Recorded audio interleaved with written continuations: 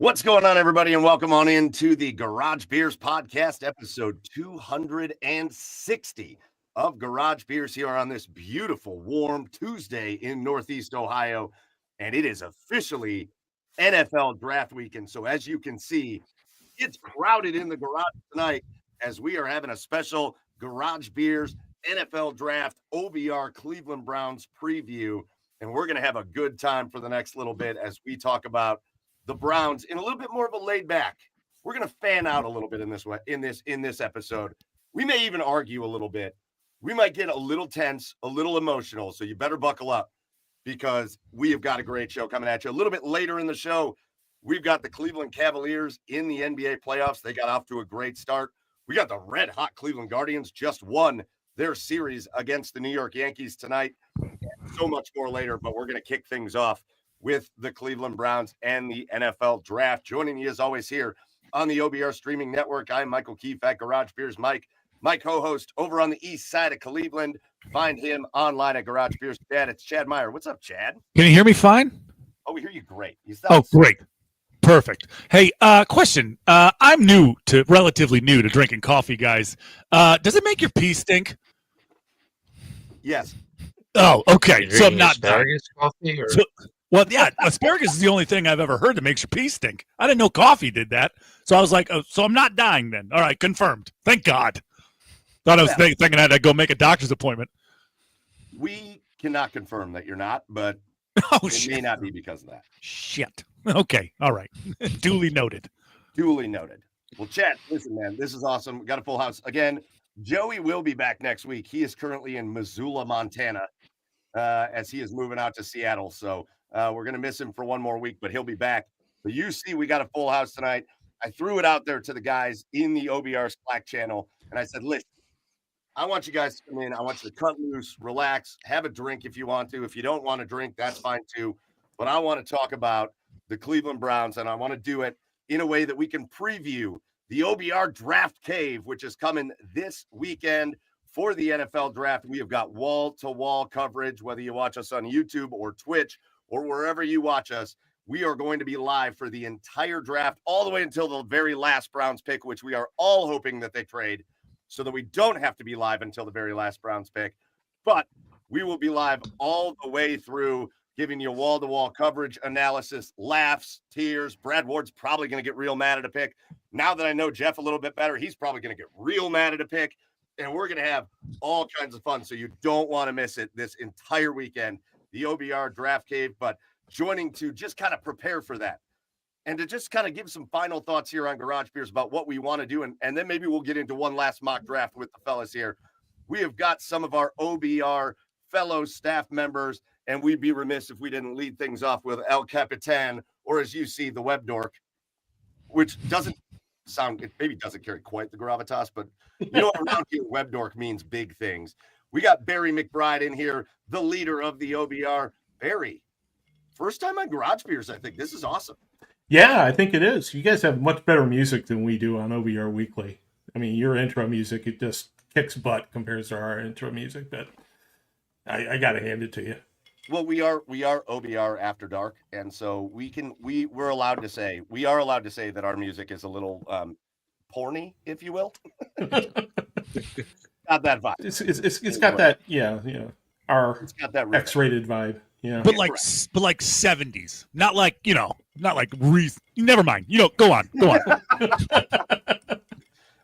Nobody wanted to look at the group of guys on the screen right now and hear the word X-rated at all. Bad news. Also joining us over across the pond. If Chad's on the east side of Cleveland, this guy is on the far east side of Cleveland. Over there in the middle of the night, just hanging out with us. It's Jack Duffin. What's up, Jack? It's nothing better to do at 2 a.m. So here I am. Yeah, right. Why would you sleep? Who needs it? This is the week where I need to destroy my sleep pattern. So it's preseason training. I love it. I love that. Also, one of our veteran OBR members just got done doing the React, which I know all of you guys were watching because it is one of the most popular shows out there, talking about the Cleveland Browns. But you know what? He was like, we did it for 2 hours. I'm not done. I'm going to come talk about the Cleveland Browns a little bit more. It's Brad Ward. What's up, Brad? Yeah, sorry it was late. I was chugging water to inflate my weight so that I looked heavier than 100 and whatever Don't do it. pounds. Don't do it. Don't. Oh, look at Jeff's already starting to sweat. Don't do it. All right, so Brad's here, and well, lastly, I thought you were still wrapping the react, Brad. I just thought. Very funny. Very funny. I know we went long. I'm sorry. We always go long. I apologize. hey, listen, I was very close to getting in the comments and yelling at you. I know. I realized it, but sometimes you just got to get that last point in. I apologize. I refrained. And lastly, in the garage tonight, making his first appearance on Garage Beers as well. He's a veteran Cleveland Browns voice, but one of our newer OBR members, Jeff Lloyd. Jeff, welcome on into the garage for the first time. Well, I'm going to start with this. Brad was on the react, but I mean, how much did Brad actually get to talk? I mean, if it was him and Pete, I think Brad was probably just nodding his head probably for about 2 hours. Jack, you look fantastic. I'm looking forward to retweeting any information you put out in about 2 hours because the two of us are the only ones that lead the insane hours that we do. Look, we're here, right? Like we're this close, and it's been 4 months where we just started this and the coverage of this, and this was going to be the off season that none of us really got to talk about for the last 3 years. It was just so hard with not having the premium picks and all that invested into a situation that everybody who's got a moral compass wanted no part of. And now we're here. And I think for most of us, the excitement is we're just moving on past what was something that nobody really wanted. We all have accepted it. We would have appreciated it if the team was winning. Didn't happen that way. But it kind of feels like for this franchise, there's a lot of good things in place, and certainly some newer and better things need to be added. But it feels nice to not be locked in with this franchise anymore into a bad situation, and maybe we're finally going to crawl to hopefully what is a really nice bright sunlight as we go out of the Bilko doors of the basement, so to speak. Yeah, Man, that was a lovely way to kick this off, Jeff. That's a way to make an intro. That was poetic and beautiful. It's like we do this every day, right, guys? Jeff, don't call me Morgan Freeman Lloyd. Opening the show. That was gorgeous. All right. Should have saved that for my own show, right? we should get out on a high note right now. Let's go. All right. No. That's not. Oh. No. That's Oh. not the high note. Dang it. I know that's not the high note for Jeff. I cannot wait to get into this conversation. But we're gonna have to wait one more minute because guys, before we can talk, we got to talk about our beers. And I know not everybody drinks beers. You guys may not all be drinking. That's cool. But our buddy Doesn't Matter got us kicked off immediately in the comments. Is drinking Casamigos tequila for homemade margaritas tonight. And we're called garage beers, but garage margaritas work too. So Barry, I know you brought a drink in here because it's the rule and you don't break the rules. So what are you sipping on over there? This is Cleveland Underground Distillery or Cleveland Whiskey Distillery. It's bourbon whiskey finished with black cherry wood, and it is very assertive. So I just got myself some bourbon. I got to live up to, my standards. And this is good stuff from the hometown. There's a couple nice distilleries in town. There really are. Assertive. Still an advertising opportunity. You got anything at 2:00 in the morning, Jack? I've had 4 pints, so I'm holding firm at this moment here. But after all hell broke loose when I tried to explain what I was drinking last time, I've thought of a better way to describe it. So it's basically alcoholic Kool-Aid, and that's good stuff. What did you call it? Alcoholic Kool-Aid. No. The first time around, what was it? Cider. It's like a squash or a cordial. Squash cordial. I was like, no, you combining the two, squash or a cordial. That purple drink is illegal. You know that, Jack. I've got some in the cupboard. They're not going to stop me. Maybe not overseas, Brad. Here we are. Yeah, I guess not. I didn't know you guys were living that way. We're not afraid. We're not afraid of the it's- Royals. Brad, we know you're They're water cool with it. training over there, so you Coke know. Zero, brother. Oh, we're on to Coke Zero. Okay, no, don't careful. You don't want to lose too much weight on that. Jeff, what about you? I don't know. You got something over there? We go simple here. We go with our Here we Miller Lite. go. We go with our Pilsners. My stomach doesn't do the IPAs. It doesn't do the heavier stuff. And plus, I just really like the taste of beer. So, Jack, I think the English theory would be what's better than one beer? Two, or even three. You drink what you like, and it gets you through your day. I love it. Let's get you through your day. Doesn't matter whether it's 9 a.m. You drink what you like. They frown upon that. That's the worst part about this stuff, right? I You know. know, 5 like p.m. you somewhere. can't just be cracking things open, after breakfast at 10 a.m., 5 p.m. somewhere is always a golden rule to live by. That's right. Jimmy 100%. Buffett. All right, Chad, I know you got something over there. We got 2 more beers to announce, and then we're getting into our Browns talk. Chad, what are you drinking? I just went with the Trader Joe's special tonight. The simpler times lager, guys. Ooh. That's it. Just a very simple lager. Nothing special about it. Simpler times lager. On sale at Trader Joe's for like $3.99 for a 6-pack. You A can't 15 pack, just like Yeah, Blatz. I'd be at $3.99. You can't beat it. All right, that brings it to me. And I had this last week when I was in Huntington, West Virginia. I'm home now, but I still have the beer. It's the Peddler, which is an awesome brewery down in Huntington, West Virginia. And this is called the Duddy Doy. And Jeff, you'd hate it because this is like a hazy IPA, 7% alcohol. It is delicious in the patented Garage Beers glass. And it's great. And this big crowler of beer is going to get me through what's going to be an amazing talk, because now it's time for us to get into episode 260.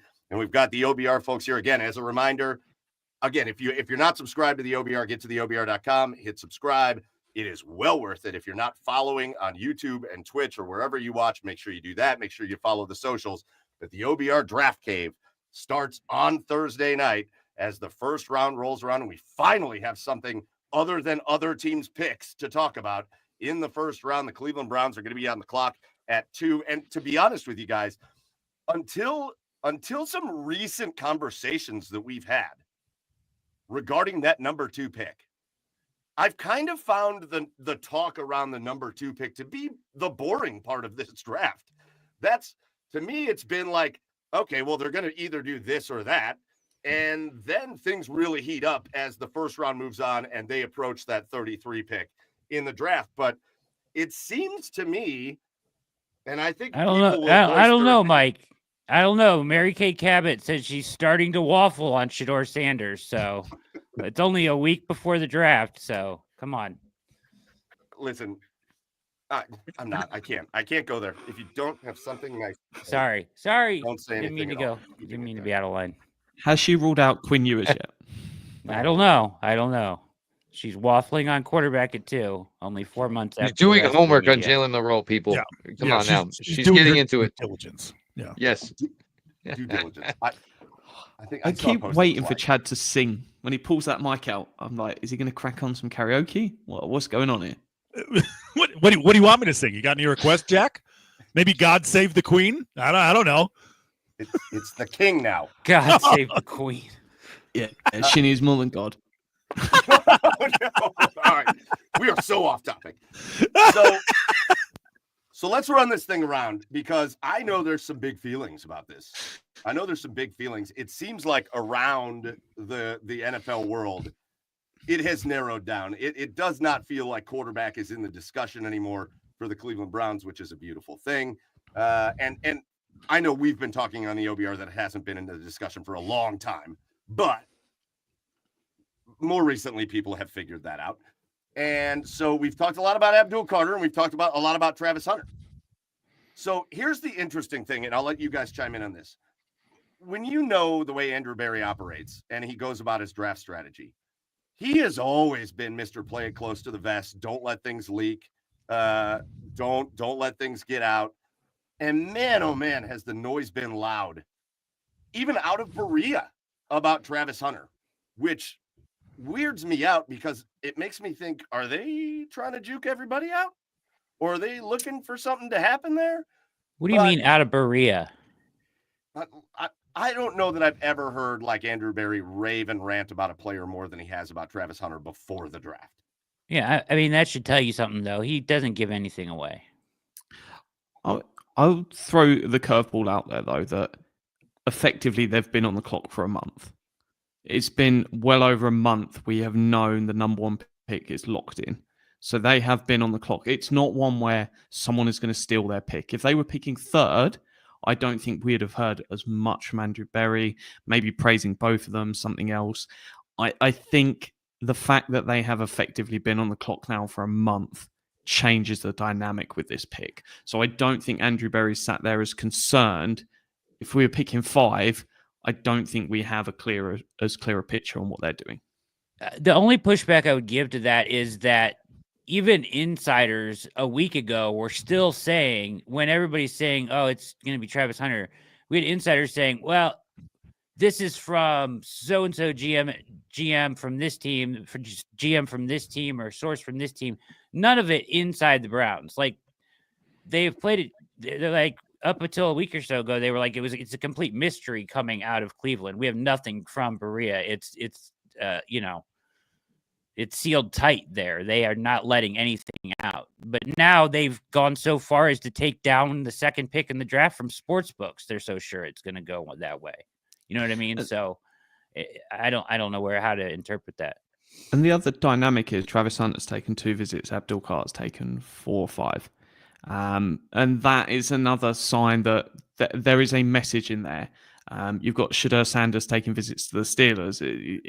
That gives a tell, the fact that he never bothered to go and visit the Giants. And I just assumed that would be inevitable. And it was weird for me when I looked and he was like, he's not visited the Giants. I don't know if that changed within the last week, but it's one that just felt weird that he's taken 2 and then stopped. Yeah, it's, and this is taking Andrew at his word. I mean, I know it's smoke and mirrors season, but I mean, if he truly feels that like Travis Hunter is the Shohei Ohtani of football, why would you not draft the Shohei Ohtani of football? I mean, I get Jeff. I know your concerns. I know your concerns about it. I just want to jump in on the Shohei Ohtani thing. Why would you say that? You know what I'm saying? Like, and look, we have no experience. Like, and look, Jack can give you everything Andrew Berry has done for 5 years, as far as if there was a linebacker available and he was 6'2", 237 pounds, all that stuff. But we've never gotten to see the Browns in this position, right? We've never gotten to see him up here, up top.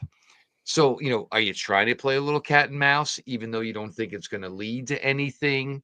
Look, Hunter and Sanders were the last pro day. And how does the pro days go? Whoever's pro day it is, all of a sudden that guy gets like put on, all of a sudden it's a rise for that guy that day. So that is something where you think about it. And I'm going to be honest, the pre-draft press conference, like the way the media handled that, did it sound like it was the pre-draft press conference? Or did it sound like hey, we just drafted Travis Hunter. Let's ask 5 million questions about him. I mean, the only thing they brought up about Carter was certainly, the injury and where it was, this, that, and the other thing.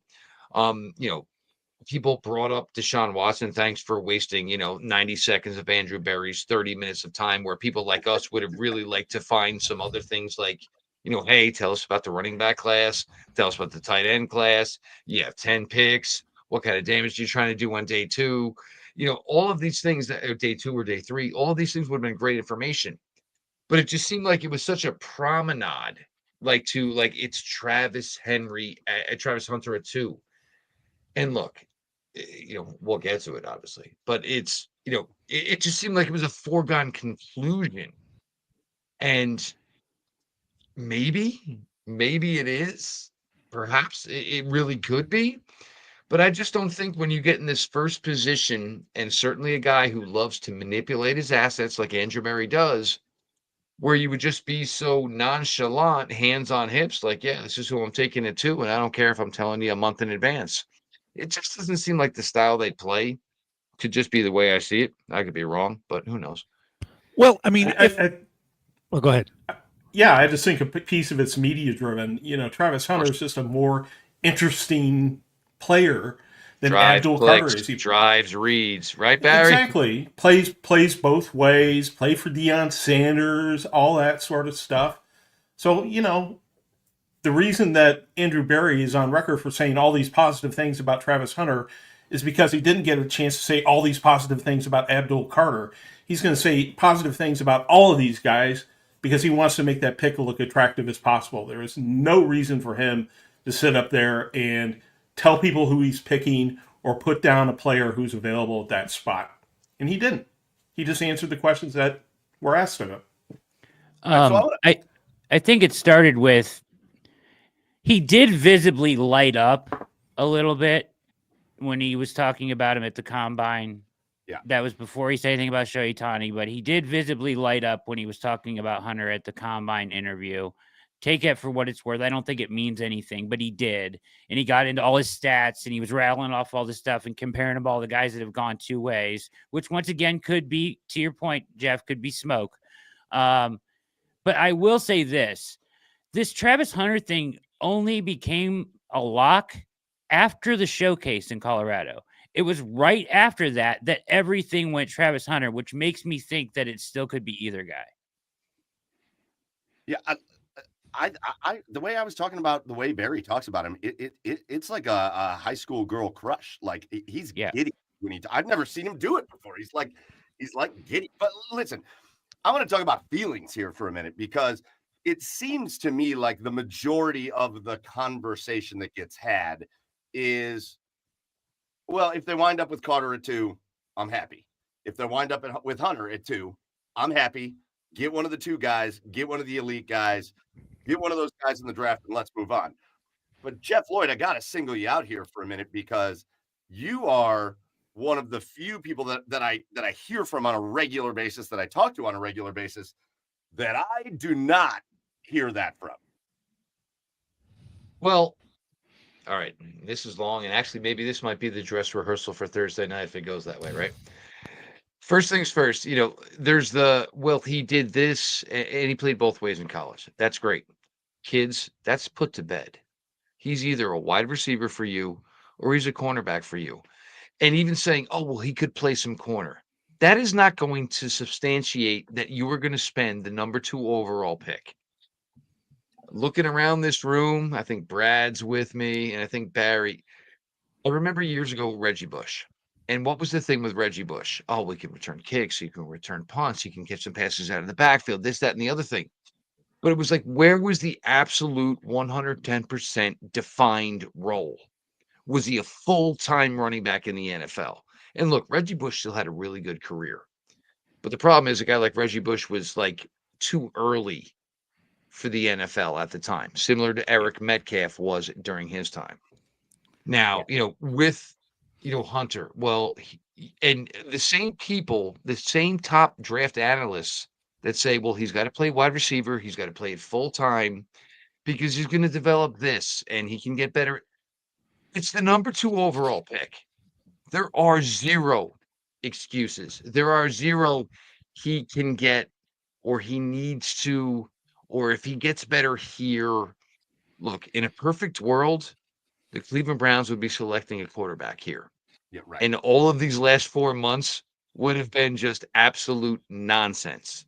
It did not work that way, that there was a quarterback viable at the number 2 overall selection. So now with Hunter, and the other thing is I feel like I'm building this back to front. The Bengals drafted Joe Burrow. 1 round later, they drafted T. Higgins. 1 year later, they drafted Jamar Chase. They built around the quarterback they had. None of us know. And even if it's Milroe, Dart, Sanders, if it goes weird and he falls, you're still building. And you don't know if Milroe, Dart, or Sanders are the answer. And we all pretty much believe that 26 could be another quarterback search of some sort. So everything is built, but it's not built around the guy, which just feels weird. Look, Judy's not going anywhere. He's here. Njoku, obviously, could be, somewhere where this changes after this year, the way his contractual status is, of course. But it seems like you have it all built, but you don't have necessarily the guy that you're building it around yet. So you're adding yet another long-term wide receiver to a quarterback you do not have yet. The other thing, he's 6'6". He's 6 feet. The 188 stop. We all kind of talk to the same people, the people I reach out to. He plays a lot closer to 180 than he plays to 190. So the 188 was a beef up to go to the pro day. And look, upper body wise, he looks good. I have chicken legs. Travis Hunter has chicken legs. Elite speed? No, he does not possess that. He is not a sub 4.3 guy. So if it was 6 feet, 188, and On the Mike, we field, talked he earlier runs away today, from anybody. On the field, he runs away from everybody. Come on. but runs away from everybody. But Yeah. that does Yeah. not go into line with his And they can't yards touch it. per. Not- But Hold that on, does now not we're go gonna- in line with his yards per reception average. It doesn't. Okay. All right. And like Maybe his not his yards per reception, but his yards after look, catch. in the air, above. I would say he has a better 40. I'm sorry, I would say he has a better vertical than he has 40 time. I think he plays above the rim well. He's got that type of ability to him. But when we're talking about a guy who's 6 feet tall, how does that translate going from what is, the Big 12 used to be a respectable name. It's not necessarily now. And it's where he's going now. So I like watched those are every all snap of his college career, and I haven't seen him get caught from behind once. Never. And maybe his yards. okay, but what's the longest reception and run in his career? I mean, like we're talking like see, this is the thing where I think Colorado people, did nothing but push the ball upfield, though, Joe.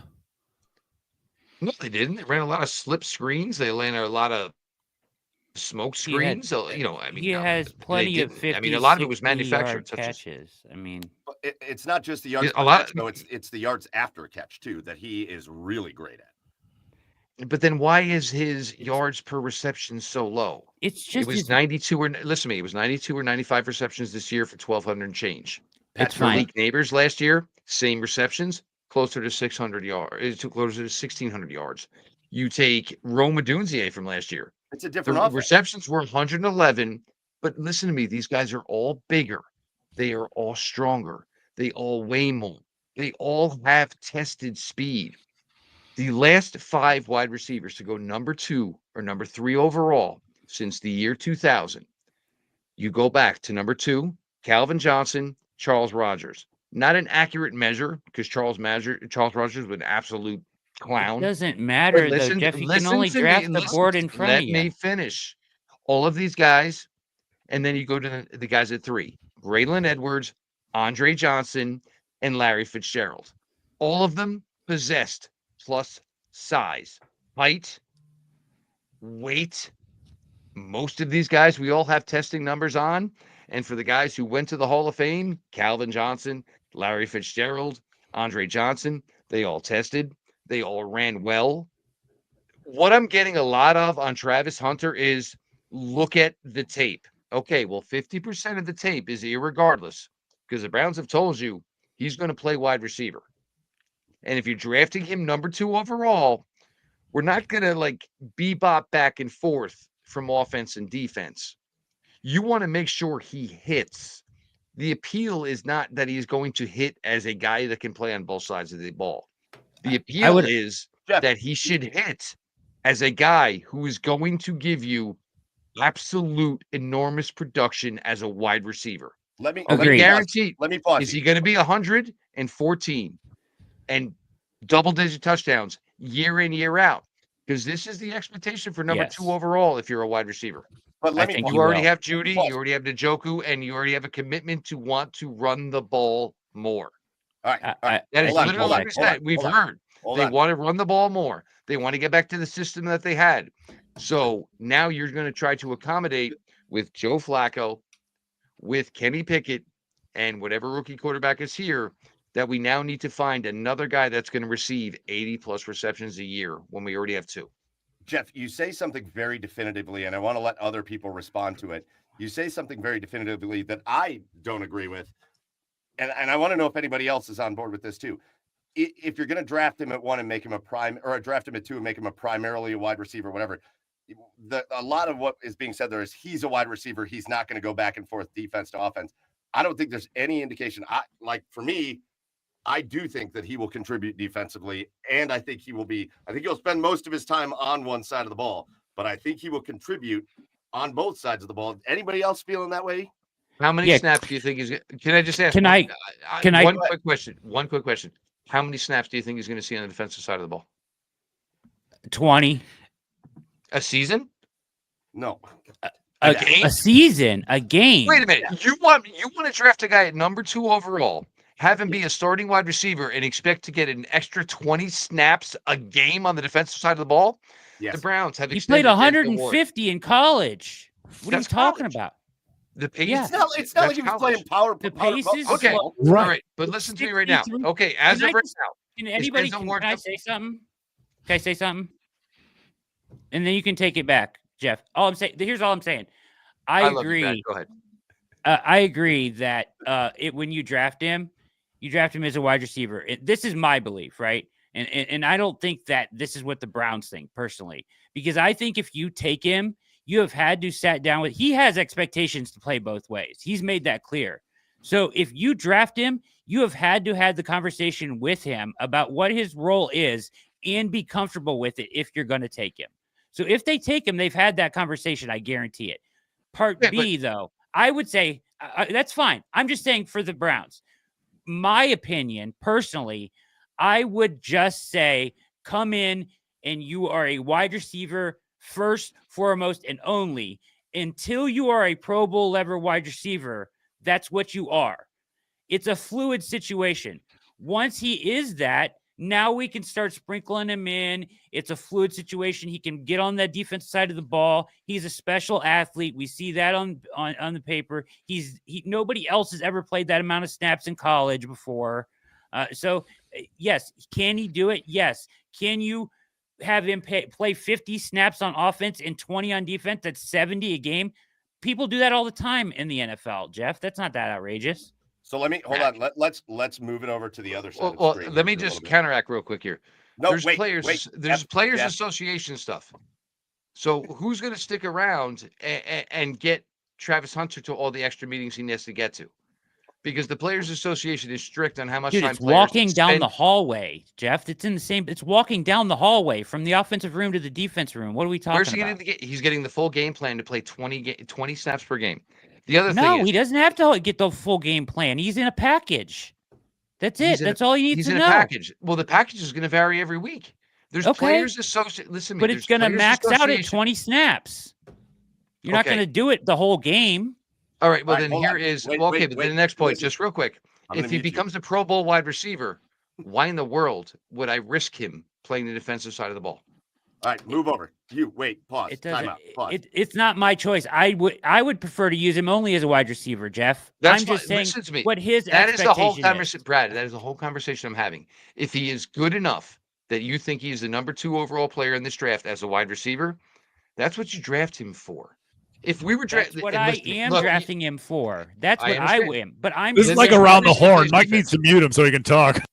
I'm All just right, saying I wanna that hear- his I wanna let other expectation voices is come in. different, though. His expectation is different than that, Jeff. So you Not at and 6 if foot, they- 180 pounds. No, it's You not. got to stop with that. it's All right, it's Jack not. Duffin. Jack, You're going to Jack tell Duffin. him what his expectation is. We already have one cornerback on this team who is underweight and misses a lot of time because But of you injuries. can't and the tell physical- him what his expectation is. His expectation is his expectation. You can't be like, no, that's not your expectation. His expectation is his expectation. So if that's what he expects and he's made that clear and they draft him, then they're comfortable with it. So if they all don't draft, and I'm not convinced they will draft him, Jeff. I'm not. I don't know. I'm just saying if they do, I've watched every offensive snap he played, and he's an incredibly special athlete, and I would love for him to be on the Browns. You two, Miller Lite and Coke Zero. Quickly, Jack, Barry, Chad, say things. What I'm hoping happens is the Browns trade down. The Browns fans stop booing Journey. The people that really wanted Abdul Carter have a breakdown. The people that want Travis Hunter have a breakdown. And then I'm just there enjoying the draft. And then why not give me anarchy? Because Journey will certainly get booed, and that will be hilarious. I think that's great. I'm Barry, actually. Does this have you excited for Draft Cave 2025? I am stoked for Draft Day 2025. And the best thing, Brad Ward, a little bit behind the scenes, planned out all the times, everyone, and he was like, Jack, you want to be on all the time? I'm not even going to bother putting a time on you on when you're meant to be on the show, because I know if I'm not on the show, I'll fall asleep. So I better be on the show. That just is safer for everyone that way. With the coffee IV'd into his arm.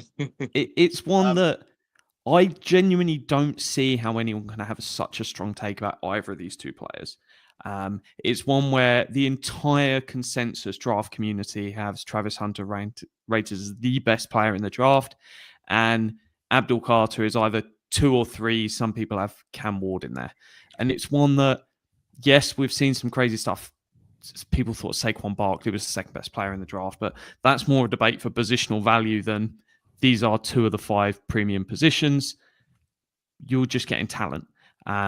Personally, I still believe in the trade down. And the reason why I want the trade down, and I'm only interested in trading down if you're adding a first round pick for next year.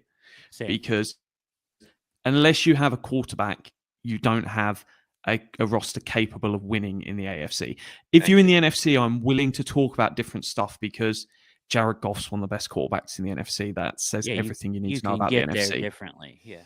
Whereas if you need to go through Burrow, you need to go through Josh Allen, you need to go through Patrick Mahomes, that is a very, very tough scenario. So, yes, having 2 picks potentially in the top 12 next year does not guarantee you the first overall pick. You might not, but it gives you a better scope to trade up if one of those teams, usually you get 2 or 3 quarterbacks that are genuinely teams are going for at the top. So I'd be interested in that. I think they draft Travis Hunter. I'm cool with it. I don't think we see as much of him at corner in year 1. You'll see a little bit of dropped in there, but then year 2, potentially Greg Newsom's left, potentially Martin Emerson's left. You see about 2.6 or 2.7 wide receivers per snap in the Browns formation, and you see about 2.4, 2.5 corners per snap. So there's certainly an argument for that 0.7 on the offensive side, 0.4, 0.5 on the defensive side, and you make that numbers roughly work around there. So it's one that I think there's a certainly great route to him kicking ass. But that secondary position might take until year 2 until we really see it. But I'm cool with that. We're not going to win a Super Bowl in 2025. Sorry to break that to people. Watch Brad Ward's mate, Kenny Pickett, is not getting it done. No, he ain't gonna get it done. Baby hands will get it done. Let me real quickly on the trade down. I agree. Like, listen, I like Carter a ton. I like Hunter a ton. I'm happy either way. The trade down becomes intriguing if there's a first involved, because you have to ask yourself with every move, where are you getting your franchise quarterback and when? Yeah. And if there's a first involved, and with next year's projected class, you have to at least have the conversation if that's in a trade down, because the asset allows you to get up and get one of these quarterbacks next year potentially. So yeah, I would just say that. Yeah, I just Jack hit on it. You without a quarterback, you're not winning anything, especially in the AFC, right? I guess that's why I don't have super strong feelings about the draft class this year. If the Browns stay at 2, whether it's Hunter, whether it's Carter, you are in the ultimate win-win situation if you're the Browns, because you are getting the consensus 1 or 2 best player in the draft. So and you have a lot of holes to fill.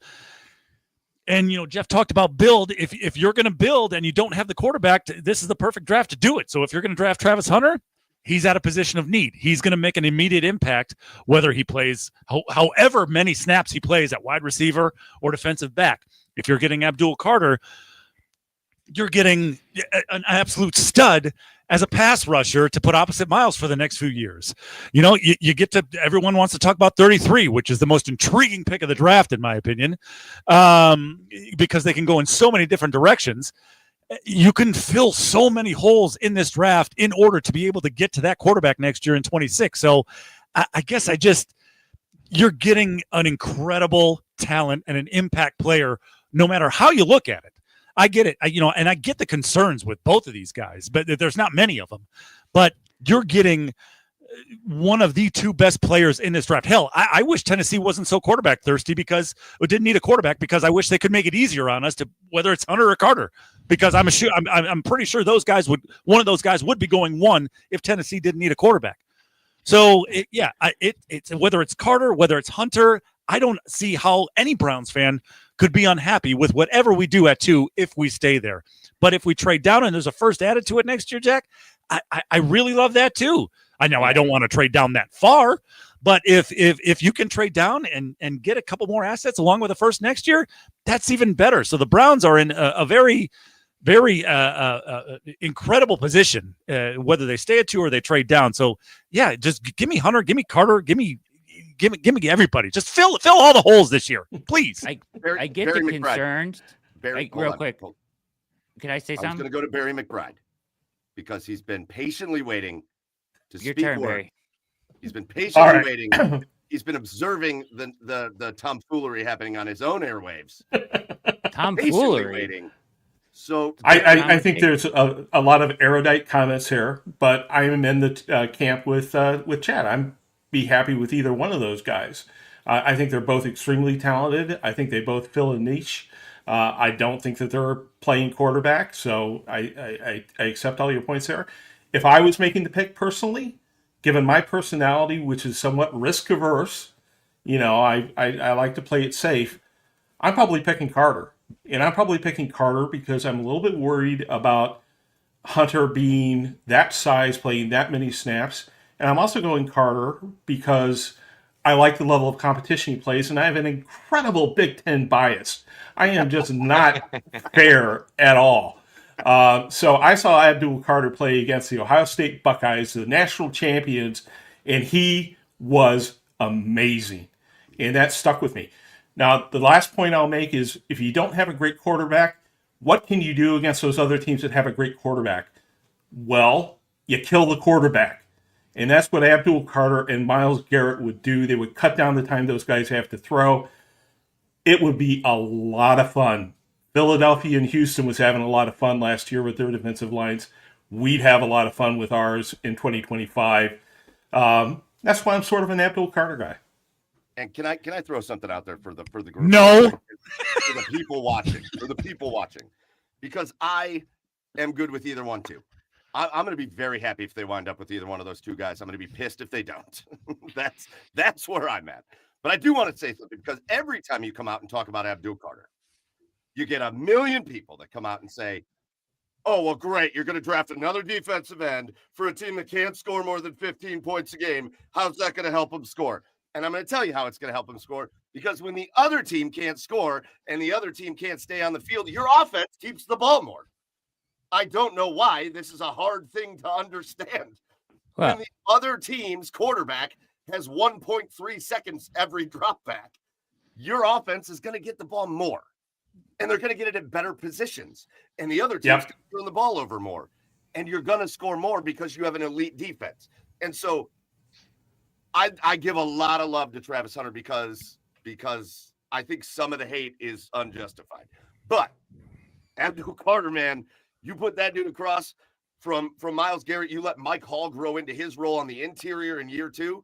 That is going to be one of the scariest pass rushes in the entire NFL. So if they go that route, please stop with the how are they going to score points offensively, because that's exactly how they're going to. You're going to still have an elite level backfield, defensive backfield that's only going to get better because the pass rush is better, and you're going to have two elite level guys that get to the quarterback. You cannot tell me that would not be good for the team as a whole. And that's what everybody said about bringing Flacco back, though, right? So I think now you're going to score making points because Flacco's back, right? And at least that's what everybody tried to tell us, right? I don't believe that, but we know. I Brad, think we know. I think it. I mean, I'm all for Flacco being here. That's great. It's better than Pickett. Yeah, it is. It's better than Kenny. I give it till about week 7 before fans turn on him. Yeah, I think you're easy. a little bit early on that. I mean, a little bit late, rather. I think it'll be before the leaves fall off the trees. But right. Yeah. I was kind of talking myself into seeing what Kenny Pickett could do, to be honest. Oh God. If you really want to fix the defense, though, the way I would look at it, don't you just pick Travis Hunter and put him at corner? I was about to say that. So you're saying actually, he's he And then a actually- special package of 20 Well, he snaps could on still have offense. Right, 20 Brad? 20 Because- 20 plays. Okay. snaps on offense. He And then The when actually, he gets Cleveland hurt, Browns you don't- you're led missing the wide league in receiver two pressure and last cornerback year. too. So Listen. if you then have 2 elite corners, Wait, That's Jack, not the Jack, fixing the Jack, defense. Jack. As far that's as not leading the league, answer. He's not an the elite pressures corner. last year, 2 of those guys that help have that number of pressures are no longer with the team. Za'Darius isn't here anymore. Dalvin Thomas is in Arizona. So Darius who's Smith's replicating? pressure rating was awful in the first half of the season when he was with the Browns until I like, the last 2 understand, games. but who had all And these they pressures? that's got still rid here? of a defensive tackle and got one that got more pressure. So Let- that Can I just say doesn't this? stack up, I'm afraid. If But you dig into the D-line's Tomlin already data, also played on 1st and 10. if you dig into the data, the advanced analytics, Coburn, all that stuff on Hunter, he is not, and he does not profile as an elite cornerback prospect. If you're All right. going to pick one side of the ball, it's as a wide receiver. It's why I think the conversations about him being a cornerback, honestly, like we're all boys here. I think it's just overall foolish here now, because if he's going to go that high, it's going to be a wide receiver. You know, he's not 6'2". He doesn't have a Patrick Peterson build. None of those things. It's because what you think he can be as a wide receiver. Jeff, he's not 5'8". Could it be a Cooper Kupp? Could he give you that type of? And that's what you're thinking. You're thinking if you're drafting Hunter No, I'm at 2, thinking he can be like Malik Neighbors. he is not Malik Neighbors. Malik Neighbors was 30 pounds heavier. He was 10 times He's faster. not 30 he pounds also, heavier. Look at his Are side you by joking side. me? Look at his side by side. Look at their combine weigh-ins. Look at all The numbers are right there, Brad. Jeff, look at all Also, the big, look- heavy wide 30 receivers pounds, that have dude. He over the weighs. He years. ran a he four, doesn't even- Malik Neighbors ran a 4.35 at 30 pounds heavier. fine. He had a He's 42 not 30 inch pounds vertical heavier jump. than him. He's not 30 pounds heavier than him. Look All right, listen, at I their promise you combine guys- weigh-ins. I'm not making these number up. They're facts. Their He combined had a weigh-ins are 42 inch 108 vertical. and 201. That's not 30 pounds. 108 and 201. Or 188 That's and 100 201. pounds. 188 was his pro day, and notice he didn't do any working out. Oh, Look, all of a listen sudden, to me. Tez I'm Johnson's sorry, so looking it's like 20 a real. pounds, but also ran a 4.35 and had a 42 inch vertical jump. That's documented. Everything else on Hunter, and look, Pete's Yeah, but not here, Jeff, and he would Jeff, appreciate you know, it. Jeff, It's 188 thing, and they finished. 201, and you guys have this forget I can insane do this. theory that he had weights in his, He's closer in to his 180. shoes, He's and closer he to didn't 180 work than he is out, and he 188. he He's had closer to water 180 weight. than he is 188. hey, Jeff, What? Jeff, real quick, It doesn't matter. Yes, That- because listen, I I gotta got to wrap wrap here soon. Yes, go because, ahead. they don't have to because weigh we're all- the exact poundage to make a player comp. They can be within 10 because pounds we're all of each friends other. here. Jeff, But the other because we're thing all- is, he's Yeah. got a 42 inch vertical on record and a Do I mute? Should I 4.35. hit the Mike, mute I'm button? listening. Go ahead. Jeff, I got to tell you, man. You may be saying a lot of right things, but everything you're talking about is nothing that has anything to do with what's happening on the field. Everything. Well, the you're other talking no. about- We live you're in talking an about era where combine everything. Okay, how was their production in college? Incredible. How was Malik Neighbors' production in college versus Also Travis Hunter's? incredible. Both good. Was it better? Significantly better? Do we need to start going back to guys that had incredible college careers that weren't good? No, but the point is you try to piece it all together. You try to piece together size. You try to piece together athletic testing. You try to piece together production. You want to find the guys who fill all of those blanks. Fine. And Devontae Smith hold on. then. Well, Devontae Smith then. Or Tyreek Hill. or Devontae Smith, who tore apart any the number of SEC. guys that weigh 180 pounds in the NFL and are successful at wide receiver. It's not 1980 anymore. You can be 180 pounds and be successful in the NFL. All right, Okay, I It's got a different can we- league. And then secondly, also I will just say take this. 1 year It- wonder real quickly, age. Last point. Sure. Until the next. I last one. understand that it is very easy to go because Carter makes so much sense in this defense, right? This It- isn't it- necessarily a pro Carter thing, as Just it let me is. I finish. feel there's issues with Hunter. I understand that. And then that's the point I'm making. There are a lot of people that have issues with Hunter's size. I get it. Okay.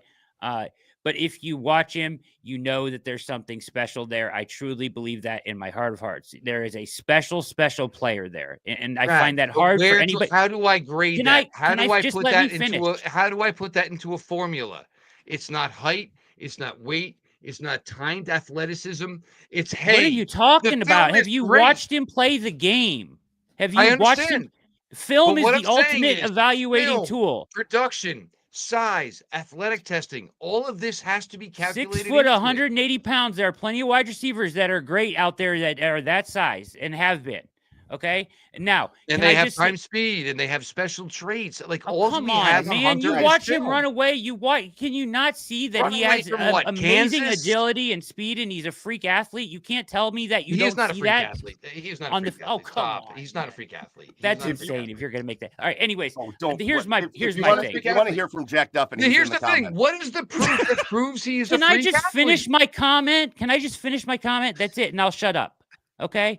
All I was going to say is it's very easy to say Carter fits in the wide 9. He's a great fit there. You put him in, and he makes so much sense on this defense. You play him across from Myles Garrett. It's an easy fit. It's safe, and it works out, right? Safe. Sometimes the more complicated answer may be difficult to comprehend and understand at first, but sometimes the great things are a little bit more difficult to get to. And when I watch Hunter, I see a terrific, amazing, terrific football player that is truly special that I would not have a problem with being part of the team. Listen, Jeff, if it's Carter, I'm happy. If it's Hunter, I'm happy. I'm good either way. But I don't get the hate on the size for Hunter. That's it. Chad, please. Huh? Is it mine? Okay. Well, I mean, I want to focus on production there for a second. We said 1,250 and some change, which is pretty impressive for the amount of snaps that he did play on offense, right? Can we maybe think outside the box and think if he was a guy playing on one side of the football, right, and all of his snaps came on the offensive side of football, wouldn't it be fair to say that production would even be higher? Can we project that, or is that just not even possible? He didn't miss very many snaps on the offensive side of the ball. He played That's the whole 500 thing with Hunter. He played played pretty much every 579 snap. snaps. He played 579 snaps of a possible 809 snaps on the offensive side of the football. All right, boys. Can we draft all 3 Hunters? This is a point I want to make. Like DeAndre Hunter from the Completely Cavs? separate to it. No. So there's 3, and I didn't actually realize this because I just searched Hunter in the draft thing to see, and all 3 of them I think are actually in my mock tomorrow, by pure chance. There's 3 Hunters that I like, all of them. So you got Travis Hunter, the wide receiver and DB. There's Jaquez Hunter, who I like as a running back potentially in round 6, and also in round 6 Hunter Waller, Wisconsin Badger, at safety. Yeah. I think he could be that nice kind of Bell replacement almost there. So crazy things have happened, but we might go 3 for 3 at Hunters. Keep an eye on Love that. it. I'm sure What Brad happened to Ward can Mike? find some betting line on that. Yeah, He had enough. I can't. He's done. Well, What when happened to Mike Mike? Mike left? When Mike taps his desk, his mic goes mute and he has to restart himself. So he'll be back soon. Barry, he's Barry, been what do you needing a think? new system for a while. Barry, what do you think of? I'm honestly. I know you said you're risk adverse, so you'd rather go with Carter. Yes. But Yes. I mean, like when you watch, are you like if they took Hunter, would you be willing to? Wouldn't that be kind of exciting to have like such a special player on the Browns? Oh yeah, it would be exciting. There would be a lot of media attention. There would be all that Not sort of bad, stuff. but like, You know, are you excited we about what he would- could be as a player? Don't you think he could be an elite wide receiver? I think he can be a very, very good wide receiver. When I think of taking a wide receiver at 2, and sorry if I'm old-fashioned, I'm thinking Calvin Johnson, I'm thinking Larry Fitzgerald, I'm thinking Andre Johnson, I'm thinking much bigger, guys who are going to come onto the field and physically dominate.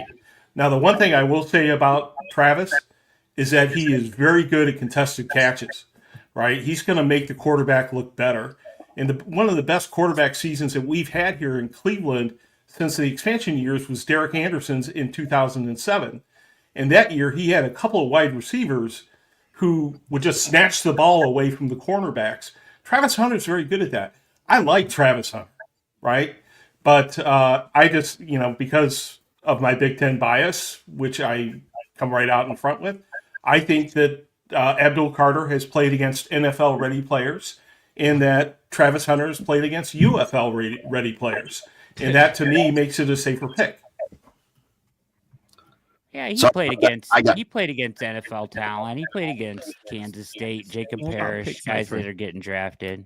I mean, Yeah, I'm You're not not- saying that the whole league is powder puff, but there's applicable tape there against him playing against NFL corners, and so there is some applicable tape in the resume. That's all I'll say. All right, I got, and then I'll let you guys go to bed, especially Jack. And where'd Jeff go, by the way? My microphone. Did you guys run Jeff off? No, is he down there? No, No, I I don't know may where have he is. left. He's going. Did you run him off? All right. Well, we ran Jeff off. That's fine. We still love Jeff, but we ran him off. I have two like quick, Brad, quick answer questions, and then I'm gonna let you guys go. Why'd you say my name? Have you heard yourself? Well, I got one first, real quick. Hey, guys, what do you think about Travis Hunter?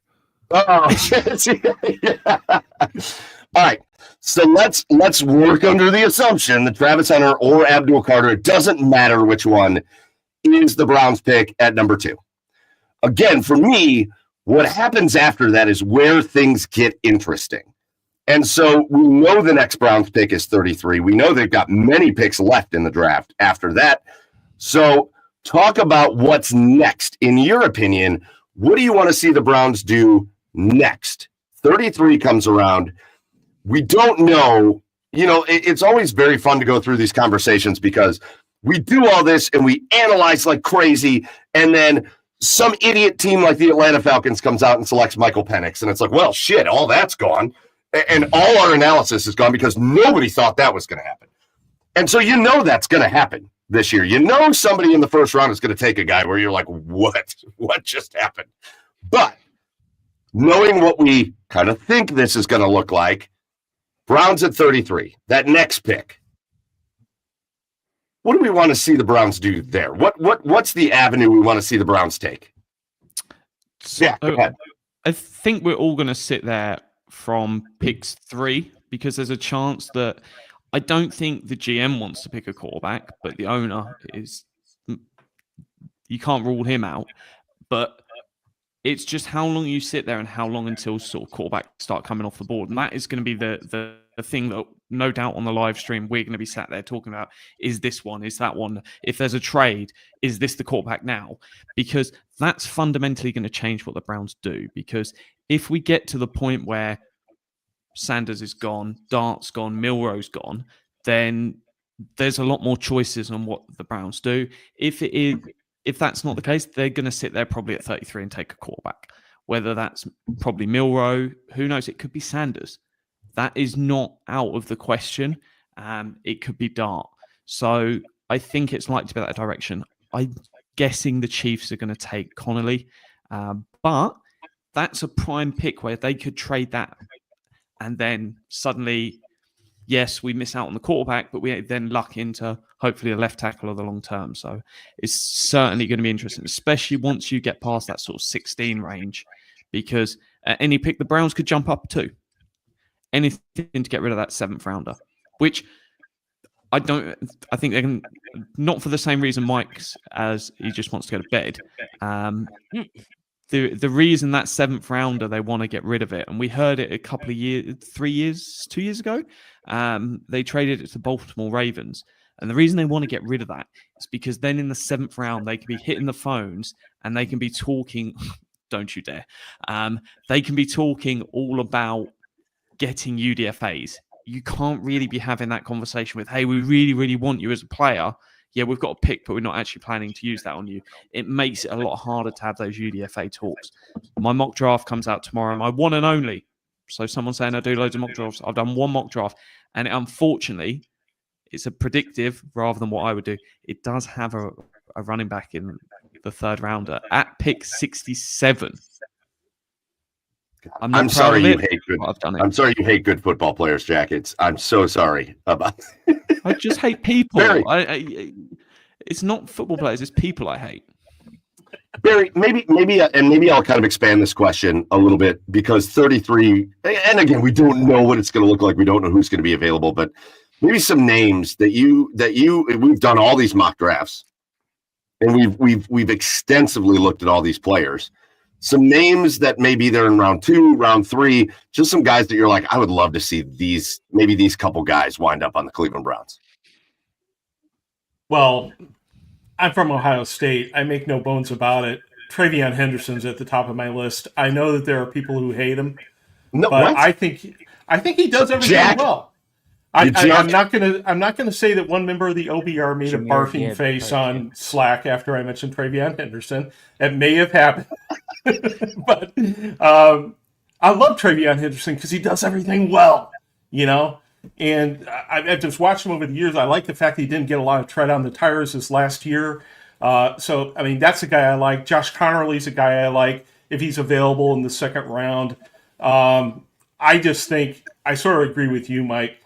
People who are expecting Dart and Milroe and Sanders, and for us to have our pick of them, I just don't think it's going to happen. And unless you're totally in love with one of those guys and think they can become a franchise quarterback, take the best player available. To me, third round, I'd love to see Travion Henderson. Second round, I'd love to see Connerly. Yeah, for me, I mean, this answer it's a cop out, but I mean, it's board dependent. It really is at 33. I mean, I don't know. There's a bunch of names. I mean, Travion's one of them for sure. Josh Connerly's one of them. I've seen a lot of mocks now, a lot of consensus that Egbuka could fall down there. I mean, if you can come away, like especially if Hunter's going to be a wide receiver, if you can come away with a wide receiver room of Judy, Egbuka, and Hunter, my God. But we need a left tackle desperately. Anybody trust DeJuan Jones? I sure as hell don't.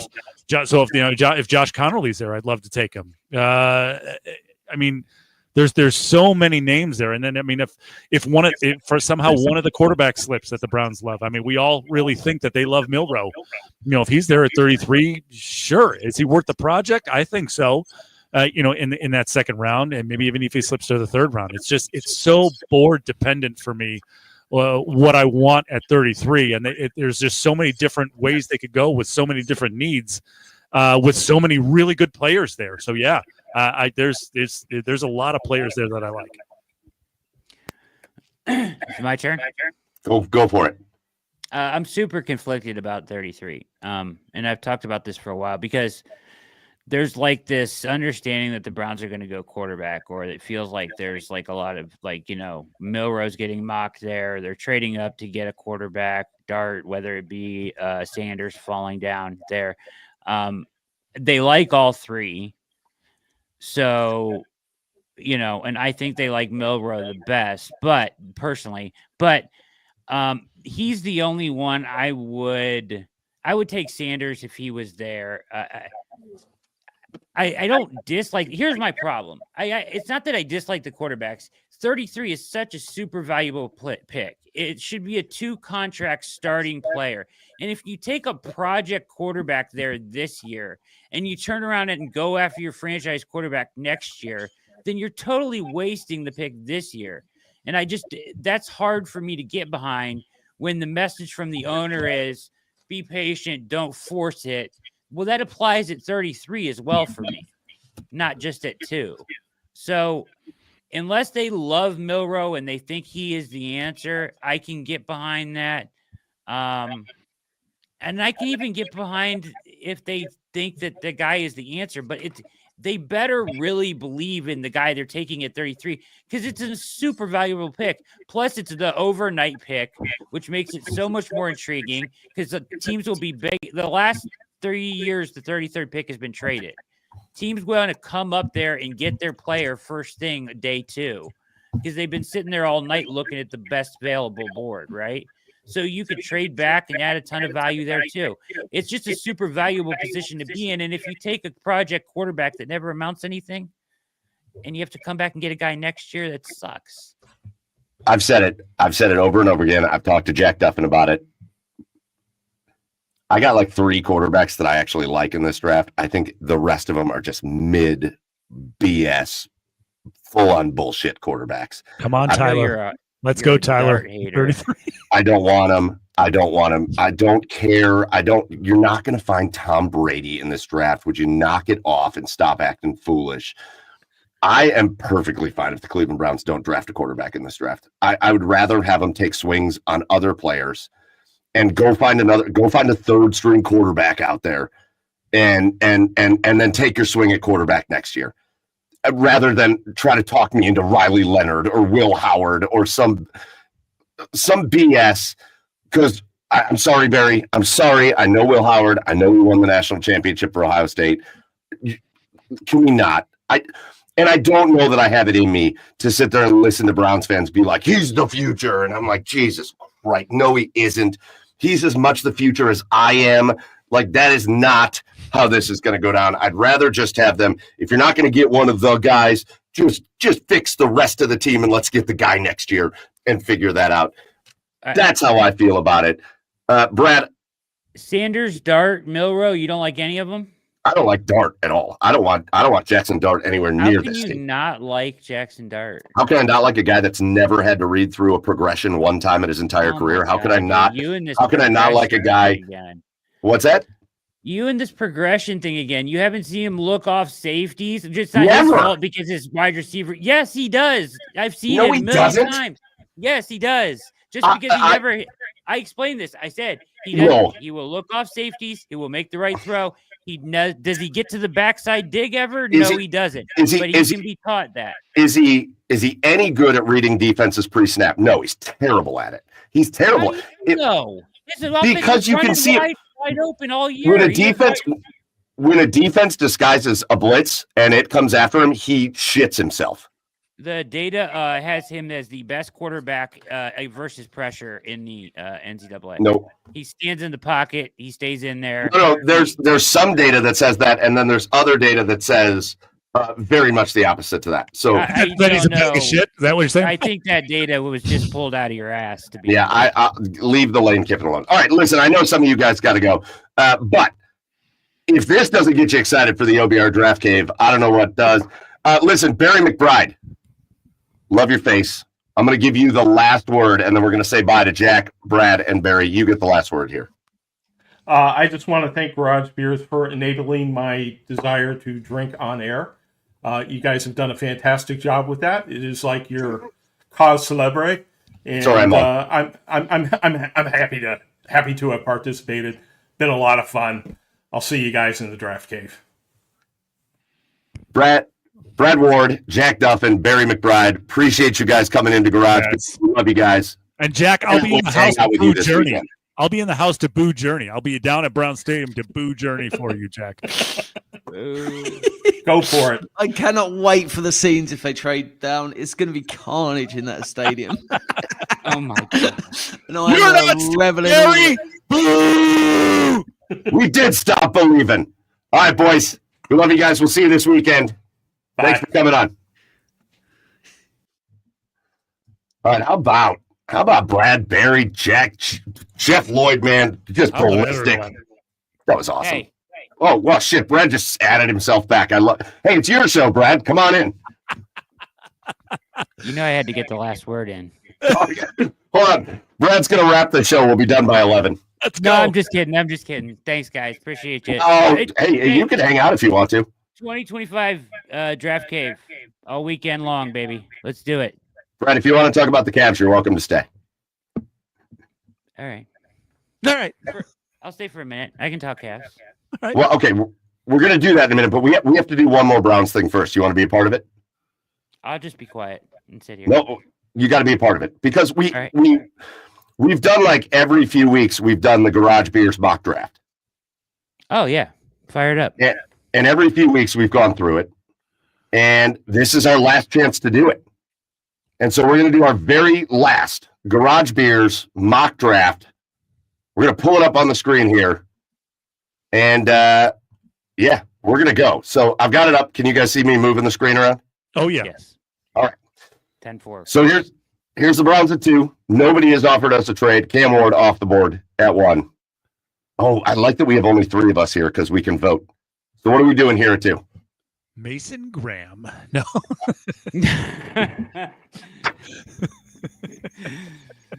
Oh my God. Shit. Somebody speak. Travis Hunter. I mean, I would yeah, take Travis Hunter. that's the guy I want. We're 3 for 3 on Travis Hunter. So we're rolling with Travis Hunter. Let's see how the first round plays out and who's on the board for us at 33. I'm not going. I don't know about you guys, but I don't want to go from 33 to 47. Nope. No. And no. Screw Good. you, Miami. That was fun. All right, so let's look on the board here. Walter Nolan, which I don't think is going to be in consideration. Luther Burden, who could be. Josh Connerly, who obviously could be. No. Travion. I'd take Henderson. Yeah. Dude, I think he is the next Jahmyr Gibbs. The more Oh, do you? That's He's a so great. fast. That's a great comparison, Brad. I actually really love that comparison. And Gibbs totally changed that offense single-handedly. Yeah.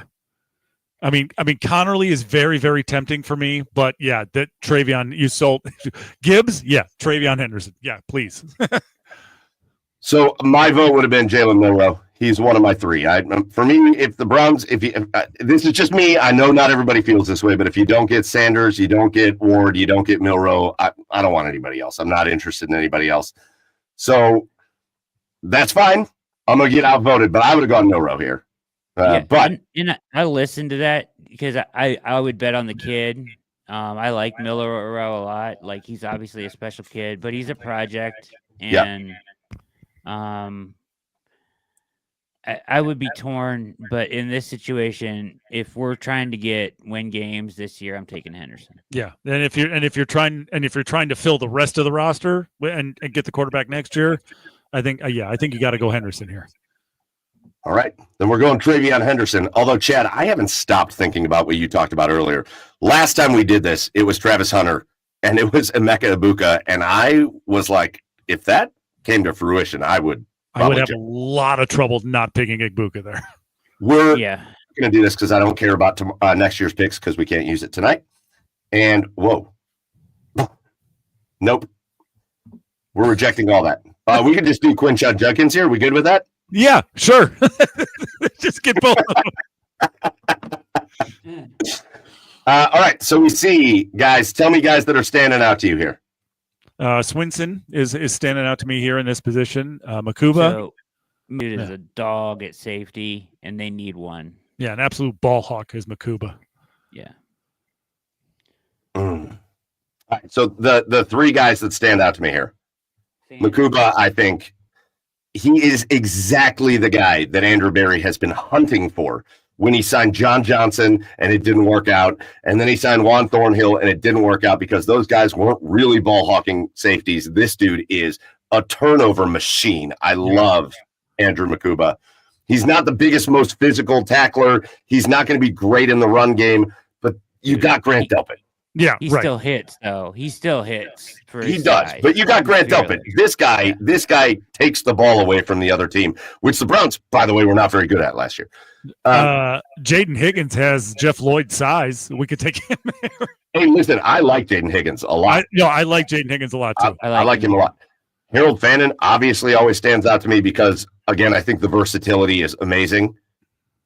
And this is one of my favorite linemen in the entire draft in Ozzie Trapilo. So, if you guys want to vote for Andrew Makuba, I'm perfectly. He's the guy I take in every mock, so I'm perfectly fine with it.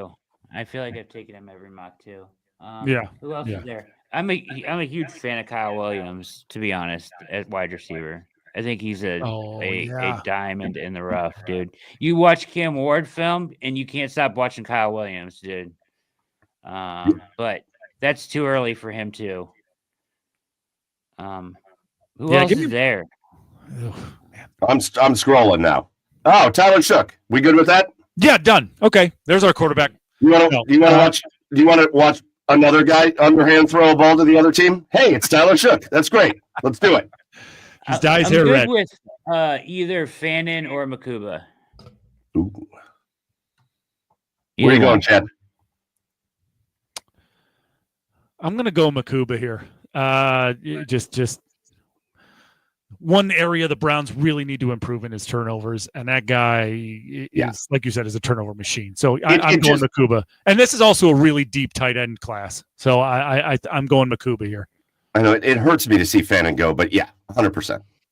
Plus, do you want another guy that's very versatile? You don't really doesn't have a defined position in Fannin. Right. I do. But in that situation, I'm taking Makuba. World's fastest Bowman.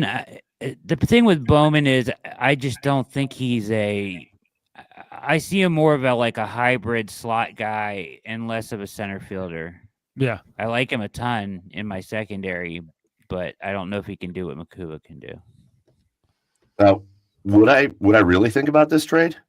Yeah. I mean, kind of. Yeah.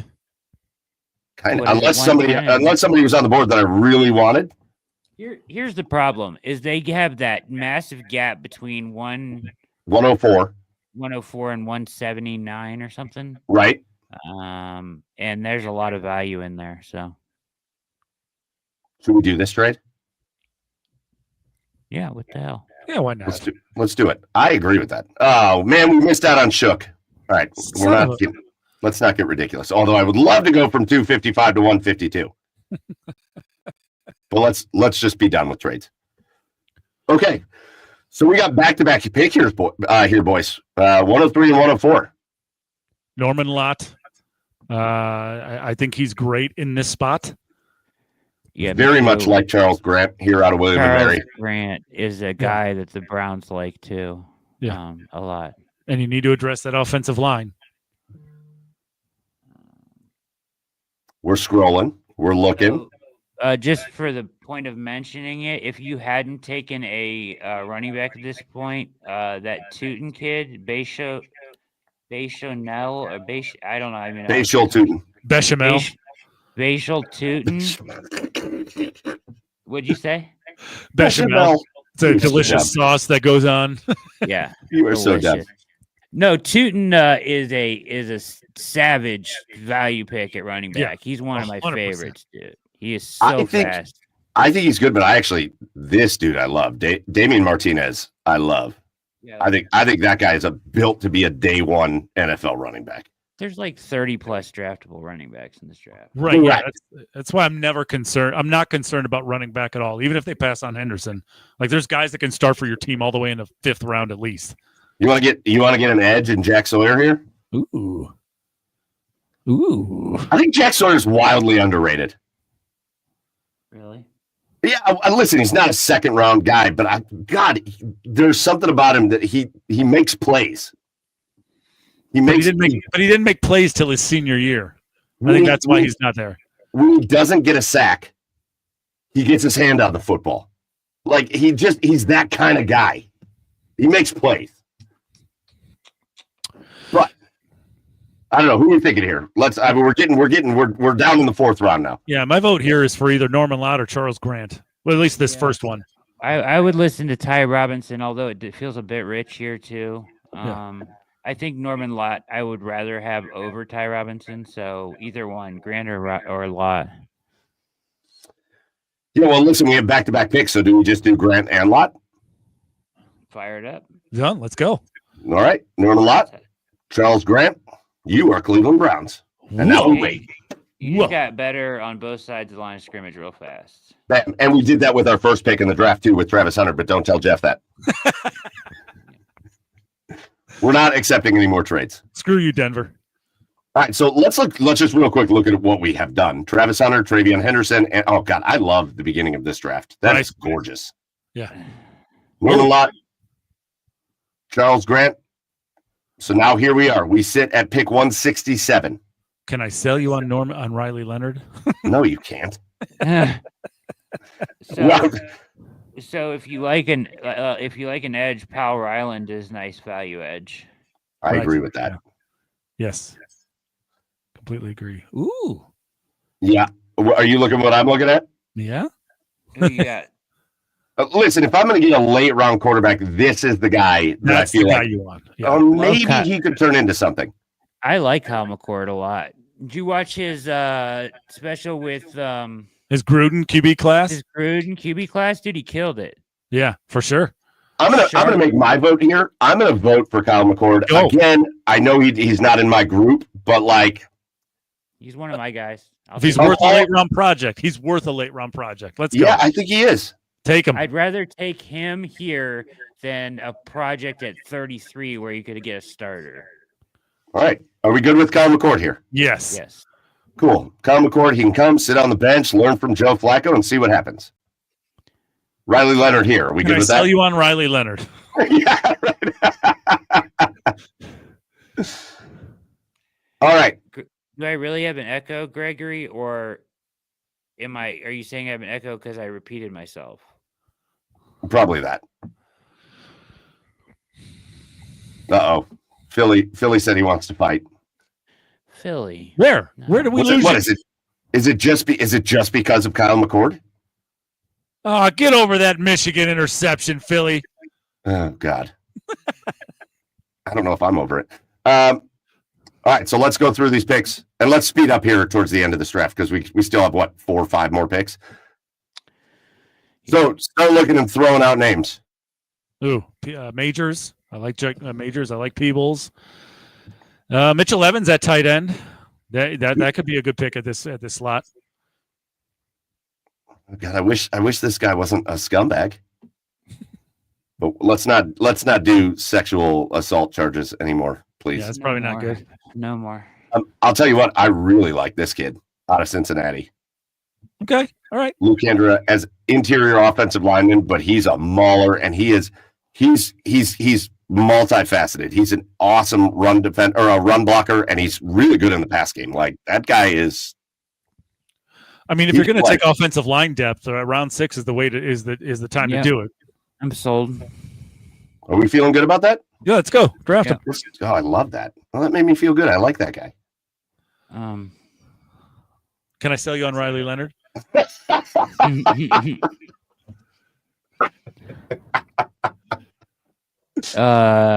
So Mitchell Evans is still there. I mean, it's you could take we didn't take a tight end. If you want to take Evans, it's fine. He's a little bit of a project. He's kind of bulky, but he'll get the job done. They need a guy. So can we pause real quick here? Yeah, Can we talk about do we get to a point in this draft around 5, 6, 7? I think it is okay for us to discuss the new kickoff rules and how important special teams is going to be more so than ever. You really think so? I do. Yeah. The fact that a touchback now is coming out to the 35-yard line, you're going to have to cover kicks because you're not going to want to kick touchbacks. I guess. Did it make any difference last year? But it was different last year. It was a different rule. No, what is it? 5 yards different now? No, it's 15 yards different. What? Yeah. It's coming out to the 35 now. Yeah, it was the 30 last year, right? Was it? Yeah. I think it was still the 20 last year. No. Am I losing my mind? Maybe I could be. They made 25 to 35. Was it 25 to 35? Yeah, okay. I mean, that's a big difference. Yeah, it's a big difference, but when you're talking about giving up a big play, I think you just kick it out of the back of the end zone still. All right, fair. All right, who are we seeing here? Are we saying Mitchell Evans? Are we going to go tight end? Yeah, why not? Give yourself a project. I'm sure. good with that. All right, we got body and left. Just give me somebody with a pulse in that room at this point. Jarquez Hunter be a good special teams player. Yeah, dude. All these running backs are good in a different way. Right. I like Jordan James a lot. I don't know if he's still there. I mean, Jarquez Hunter is a He's special. I mean, standout player in the SEC. Yep, fired up. Are we going to? We're going 2 quarterbacks. Yeah, why not? 2 running I'm backs? sorry, two Yes. two Yes. running backs. 2 running Yes. backs. Yeah, you should All be right. taking 2 running backs in this draft, especially with 6th and 7th round picks. All right. We're at Yes. 260. Hey, Chad, say it. Say it, please. Nope, not going to do it. Can you Hey. interest us in Riley Leonard? Hey, Carson Vincent. More offensive line depth. Why not? What? Yeah. Mm. Is sometimes there's some weirdly talented wide receivers that end up down here. Yes. Well, I've got my favorite player in the draft, but he's not going to be until the next pick. The kid from Tennessee is always left at the end of these things. I don't see him here though. He's I like mean, 6'4" and ran like a 4.40. Somehow he ended up down there. Thornton, isn't that his last name? Thornton. oh, maybe. Yeah. That's it. Thornton Jr. Dante Thornton Jr. That's Oh, it. wait. It's Waxter. Oh, okay. How about this guy in the Slack channel today? Should we just draft him? Yes, Yeah. please. All right. I'm taking Waxter. All right. Let me That's sell how you. you- Let me sell you guys on my favorite player in this draft. Yeah, Philly's right. Andrew Armstrong is like same thing too. Aw. We can't get our quarterback out of Notre Dame. Oh, son of a- Bummer. Oh my God! Did my guy get selected? He must have. Oh, This is the place for a linebacker too. Late here. actually, okay. This dude is my boy right here. Go research Efton Chisholm III. No, yeah, he's. I'll listen to that. I've seen him. My dude is. This guy is a stud. Eastern Washington, small school, but hyper productive. And Charlie Chuck says the kickoff was the 30 last year. I thought so. I didn't think it was, but maybe I'm losing my mind. I'm not going to sit here and argue about it because. No. Kickoff was the 30 last year. The touchback was the 20. Yes, thank you. No, he's Yes. saying touchback was not 20. I think it was. I'll look it up. I think it was. Yeah. I love Efton Chisholm. If you're going to look for extra wide receiver depth and a player that could potentially come out of the end of the 7th round and actually like make noise, I think this guy is just that level of talent. And I think he's not higher on this list because he went to Eastern Washington and he did have a little bit of an injury issue, but like he overcame it and like holy hell did he come up with big time numbers. However, if you guys do think this is time to look at wide receiver, you can do that here. If you want to look at linebackers, here are the guys you can look at. I love Nick Martin. I think is wildly underrated. And we do need linebacker depth as well. 7th round, just pick him. Who do you guys want? You tell me. Can I clarify the kickoff rules from last year? You can.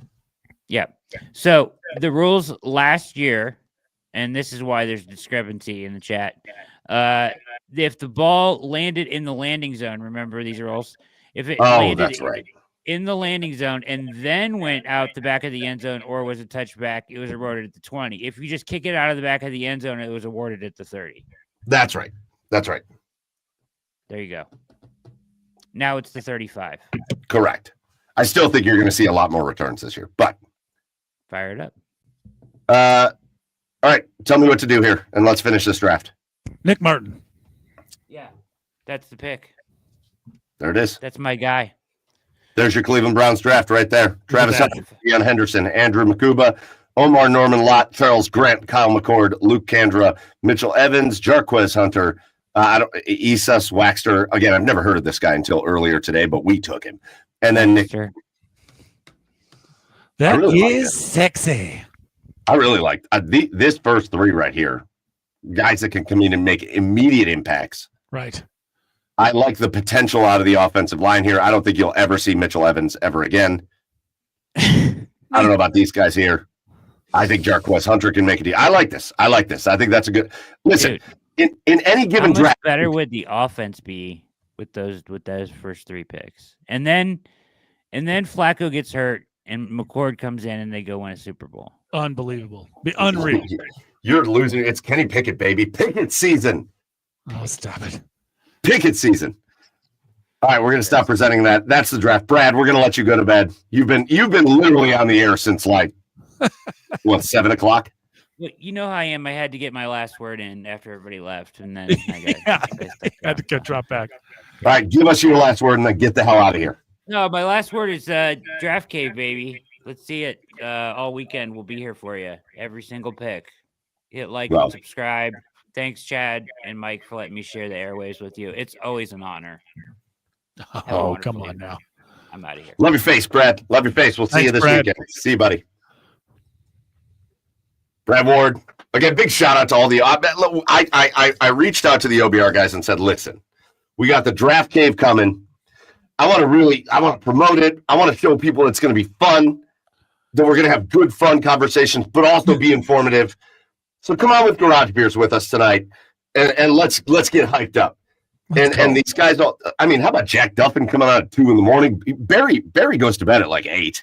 Oh my God. So he stayed up. Brad, Jeff, man, the arguments and if you thought Brad Ward was mad when they selected Dorian Thompson-Robinson a couple years ago, wait until Travis Hunter's the pick at number 2, and you get to watch. And you get to watch Jeff Lloyd react live. It's going to be a blast. Boom. Just a huge shout out to all of our buddies at the OBR. And you're going to see even more people that cover the Browns from the OBR this weekend on the Draft Cave. Chad, you got about 20 minutes left in you? Sure. I got about 20 minutes left in me, but there's other stuff I want to talk about. Okay. So I think we're going to skip. And maybe it's primarily, I'll let you make a decision here. I don't have an asshole of the week this week because, frankly, I haven't paid attention. I've paid zero attention who's been an asshole this week. Okay. So if you got a good one, lay it on us right now. I've got a great asshole. No, oh God. I'll think of it. I had one that I thought of, but if I think of it, I'll drop it in. But we can move on. Yeah, let's move on. And let's move on to, we're just going to do a couple quick segments on, we've just spent an hour and a half more on the Browns, but there's a lot of stuff going on in our city here that I want to just touch on real quick. And I think we got to start with the NBA playoffs have started. Mm-hmm. And the Cleveland Cavaliers, they've only played one game. I've got to get back into the mental state of what the NBA playoffs is like, because you play a game and then it's like 4 days and it feels like a month. But the Cleveland Cavaliers, in my opinion, made me feel great after game 1 against the Miami Heat. I think the Miami Heat are a difficult opponent. Sure. Yeah. Because they do have size on the inside, and Bam Adebayo is still an all-star level caliber player. And then they've got just like snipers on the outside. Tyler Hero and Duncan Robinson, and these guys can shoot the ball. They are not of the class of the Cavaliers, but I was a little concerned that maybe game 1, after the Cavaliers had a full week off, maybe it would be a little bit difficult. And then the Cavaliers come out and win by 21 points. Yeah. And how do they win by 21 points? Well, for the majority of the game in game 1, they're up by double digits. The majority of the game, they're up by around 10.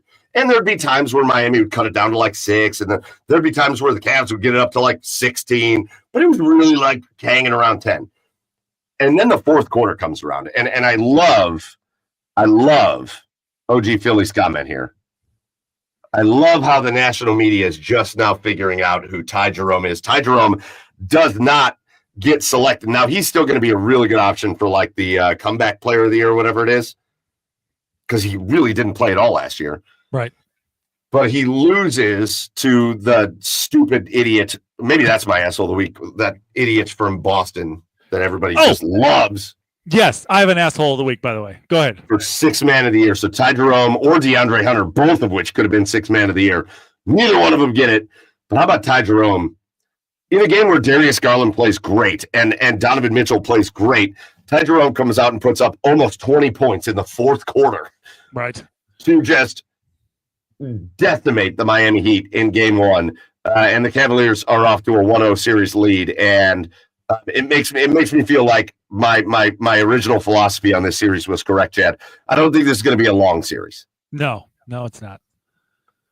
No, it's not going to be a long series, but Miami does have the horses to make games interesting. Like, I don't think it's, the Cavs, you might see the Cavs win by 10 to 15 points every one of these games, every victory that they have. But it's within the game, it's not going to feel that way, I don't think, because like you said, I mean, between Hero and Robinson, they have guys, the Miami Heat have guys who can fill it up and go on mini runs, right? So, but I don't think that's going to be enough to be able to, push this series out to, 6-7 games. So I think I think this is going to be a quick series, but I think it's going to be at least an entertaining series. Oh, an entertaining. So I called it before the series, and this is still what I think. I think we're looking at a gentleman's sweep. I know Philly's in the comments talking about a sweep. I think that's very much in the realm of possibility. But I think we may be looking at a gentleman's sweep here. I think the Cavaliers will get both games in Cleveland. Yeah. Miami might get a game on the road. Right. Miami might get – listen, Miami's not the hardest place to play in the NBA. But no, it's not. They might get a game on the road just because, again, they do have the horses. And listen, if Miami has a night where they shoot the ball really well, it's going to be hard to beat them. But you saw just in the style of the way these two teams play – I will tell you, if the Cavaliers play defense the way that they did, with the intensity that they did in game one against Miami, it probably will be a sweep. Yeah, right. I mean, They were everywhere defensively. They had one or two little lapses here or there. But for the most part, the Cavaliers defensively were in the jerseys of Miami all night long. And that is that's the game changer for the Cavaliers. They can score with anybody. Yeah, they're one of the best offenses in the NBA, not just this year, but in many years. But when they lock down deep, when you see the effort out of guys like Sam Merrill defensively that you saw in game one, yeah, you're not going to beat him. No, you're not going to beat him. Nope. So Cavaliers game one, I'm going to still call a gentleman's sweep, but I do think the Cavaliers are going to pretty easily move on from this series. And it was great to see Donovan Mitchell, who kind of sputtered a little bit over the last month of the season, get back into form. Yeah, maybe he was just saving it. And listen, Evan Mobley played kind of a bad game. Right. And they won by 21. And DeAndre Hunter was terrible in the game, and they won by 21. And it just shows you, like, a lot of people were really wondering about the rotations that Kenny Atkinson would roll with. And I think Kenny Atkinson's just going to roll with the rotations that got him just 64 wins this year. Why wouldn't you? Why wouldn't you? There's no reason to change anything. 100%. Okay, Chad. Otherwise, just real quick, elsewhere, I don't know if you've paid any attention at all to the NBA playoffs. No. The NHL playoffs are on, so no. All right, that's fair. That's our thing. That's our thing. I'm the NBA guy. You're the NHL guy. Exactly. But I mean, I paid attention to the scores. Like I did. Like I looked at the scores. I know who won and who lost, but I did not watch the games. No. Yeah, I think just really quickly, a couple interesting things. I think this. I thought the Pacers and the Bucks series would be good. Okay. But man, the Pacers pretty convincingly took the first two games. Yeah. I love the fact that the Minnesota Timberwolves went in and punched the Lakers in the mouth game one. Right. That was beautiful. I'm just giving you highlights. The Oklahoma City Thunder are, I hate to say this as a Cavs fan, but the Oklahoma City Thunder are the favorites to win the title. Like, yeah. Yes. They won again tonight by a lot. Yeah. And I don't, it's just Memphis, but like, oh my God. And then the other game I'm really, the Cavaliers are on tomorrow night, pretty much at the same time as the Celtics and the Magic. I'm very interested to see that. I really want the Magic to do that physical beat up the Celtics thing that they did to the Cavs last year, but game one didn't get me real excited for that. That's okay. And They can that lose makes every me game by sad. 40 as long as they just clothesline Tatum and Brown and that's all we're expecting. I mean, everybody knows Boston's going to win the series, but I think it'd be fair to say that a lot of people don't think Boston's going to come out of this thing unfazed, like not battered or bruised. Like what the Cavs did last year. Yeah, exactly. That's kind of what we're looking for. So Orlando, do that. Do that. NBA playoffs off to a start. NHL playoffs have been great. Yeah. So far. I actually haven't seen a ton. Yeah.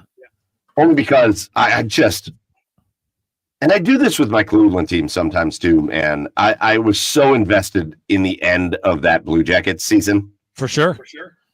That I need a break for a minute. Sure. I got you. Because they were there. They were there. They were right there. Carolina pulled, you know what Carolina did? Carolina pulled a goddamn 2007 Indianapolis Colts Jim Sorgi on us.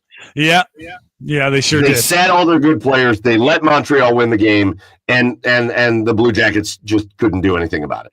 They got Sorgi. The Blue Jackets got Sorgi. The Blue Jackets got Sorgi. I tell you what, when they made it 1-1, I was like, okay. I mean, Montreal really wasn't. They were getting some good opportunities, but Carolina was holding strong. The Chicago Wolves were holding strong, but unfortunately, Jack Roslovic and our old buddies and Eric Robinson couldn't get it done.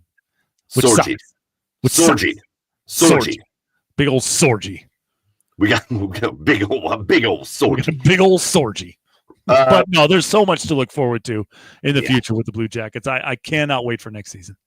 Oh, 100%. 1,000%. Yeah. All right, last thing. Chat.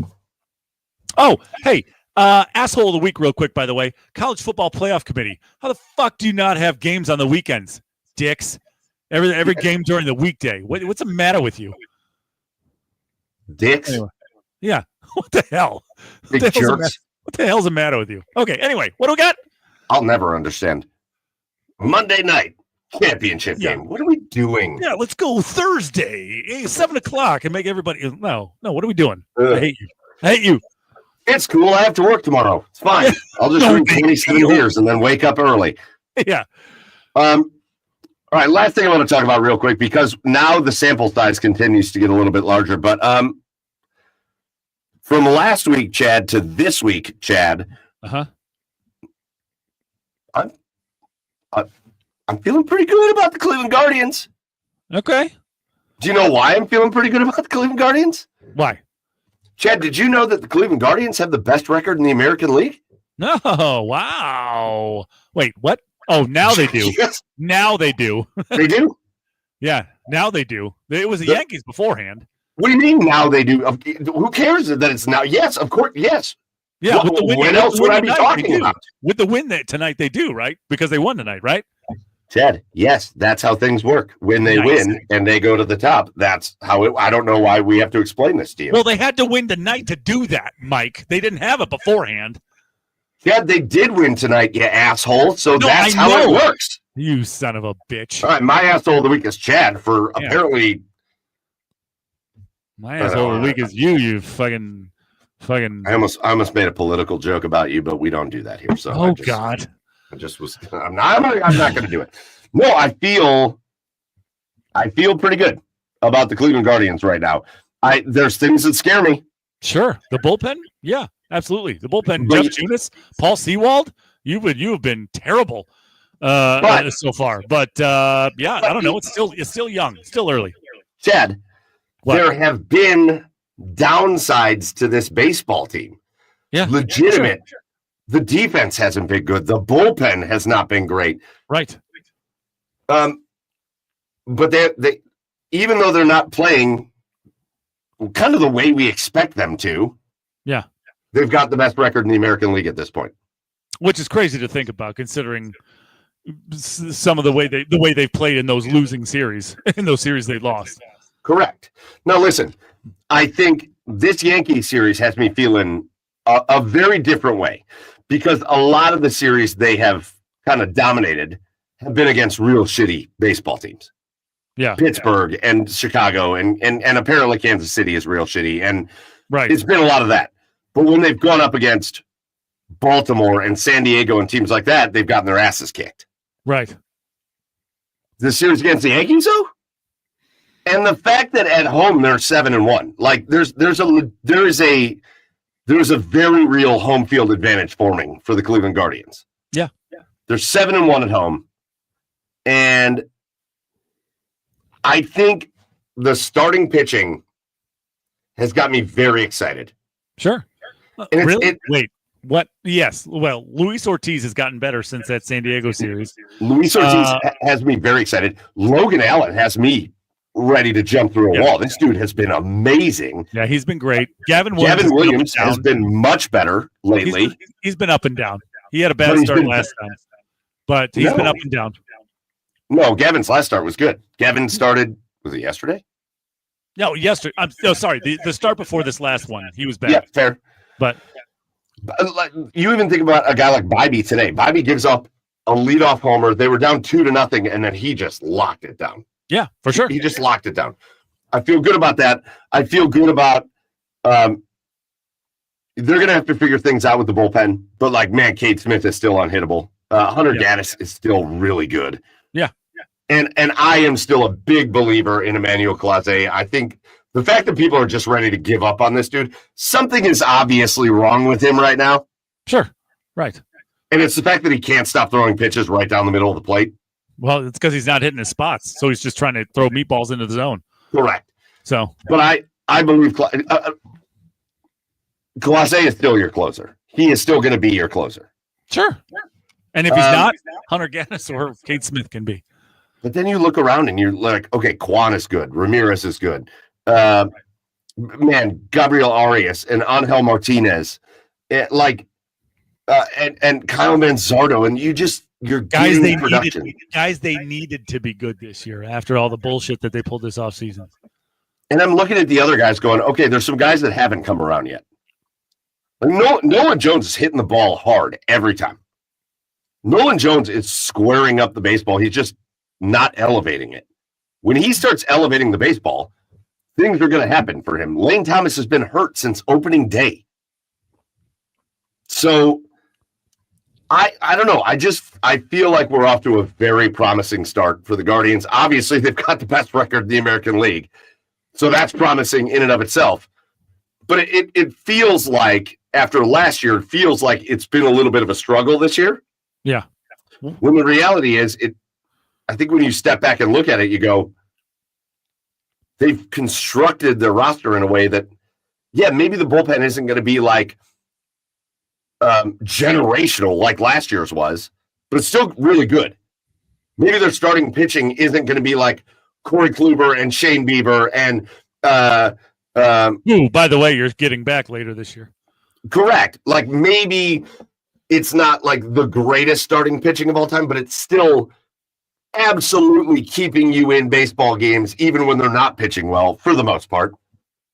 And offensively, they're just finding ways to score runs. Sure. This Guardians team feels a lot like last year's team. Yeah, I mean, in some ways, for sure. In some ways.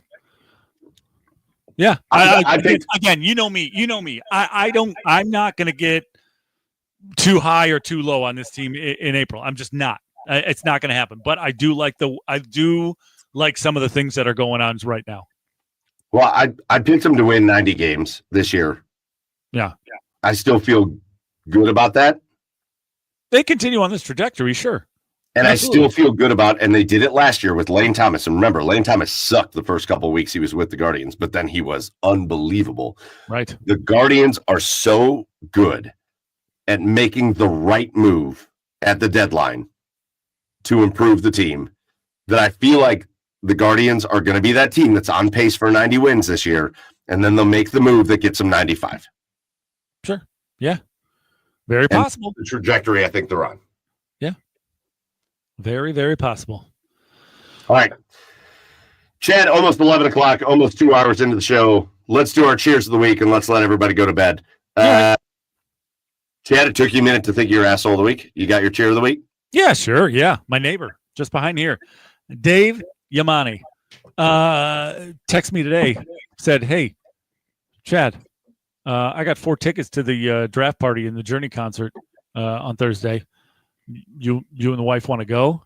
I said, "Uh-huh." And yeah, I'm gonna go. So cheers to him for allowing me to experience something like that. Let's go. I've never been to a draft party like Browns draft party before, so let's go. I'm in. Yeah. It should be fun. I think so. I've never seen Journey before. I'm excited. They're great. I don't remember the guy's name that is their lead singer now, but he's great. And yeah, I just can't help but think of basketball. Steve Perry. I love going to concerts where you don't realize it, but you're gonna know every word to every song. I'm sure I will. That's how it was. That's how it was when I saw Journey. It was like I didn't even realize it, but literally every song they played, I was like, oh, I know every freaking word. So. Oh yeah, there's movies like when I watched Bohemian Rhapsody, the Queen movie, I was like, wow, apparently I'm a huge Queen fan because I know all of the songs. Right. Yeah. I just know Chad. Hopefully they broadcast parts of this because I know if they find Chad Meyer, you're going to see a close up of him, tears streaming down his face, just belting Open Arms to everybody. You make me weak. I want to die. Yeah. Yeah, that's it. No, that's Love and Touch and Squeezing. That's a different song. Whatever. It's any Journey song, really. Yeah. Well, it's all Journey songs. I'm just gonna push my wife away and just dance myself. I got 2 cheers. I love witnessing history, right? I love things that are just that transcend what they are, and so I'm just going to cheers like history. We got the situation. The Pope has passed away, and just watching just such a traditional process go on is just, it's always awe-inspiring for me. So I'm going to cheers that. And then on a very different note, did you just cheers the Pope dying? Is that what I just said? Well, maybe I'll cheers the Pope. All right. A life well lived. Okay. Right. A life well lived. Let me just switch it up on you real quick. Okay. I'm going to hit you with the biggest switch up of the entire show. Oh God. My other cheers. I love WrestleMania, man. Okay. All right. I love that weekend. My son gets all into it. Yeah, for sure. All I do is just sit there and laugh because he's like singing all the songs and going crazy, and like it's just so entertaining, and it's such a production. And yeah, I love it. Man, I had a great time. Okay. The 2 nights WrestleMania this weekend it was a blast. Yeah. And I'm cheersing the fact, you know what I'm cheersing? I'm cheersing the fact that now that like the professional wrestling thing is like, yeah, of course it's fake. Right. Stop being dicks about it. Of course it's fake. If it wasn't fake, these guys would be dead. Right. And it's just there for your entertainment. I think it's just better that way. It's just better. No. Nobody's trying to hide anything. Nobody's trying to act like something stupid is happening. It's just like, yeah. Right. Now I watch wrestling the way I watch Game of Thrones. Yeah, for sure. It's the same thing. It's entertainment. It's fun. But man, WrestleMania was a good time. So I'm just curious. For sure. Yeah, there was a time where it still gets me every now and then. It's not like not that I think it's like real by any means, but it still gets me invested in that like Rhea Ripley, the triple threat match there. Yeah.